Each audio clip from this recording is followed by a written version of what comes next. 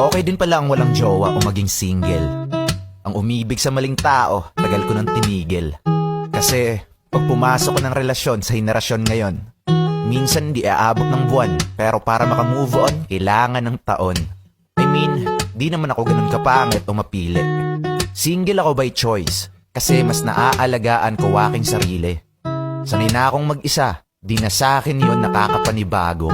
Kesa naman hanap ka ng jowa, napupunta ka lang sa maling tao. Pinagtatawanan man ng iba dahil daw sa love life, ako ay kapuspalad.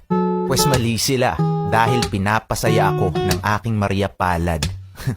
Tapos na ako sa pelikula, na kada gabi iyak at puro drama. May jowa man o wala, aminado akong ako ay masaya. Bonus na lang kung may darating man na tao na mas lalo sa aking makakapagpasaya. 'Cause if you like the way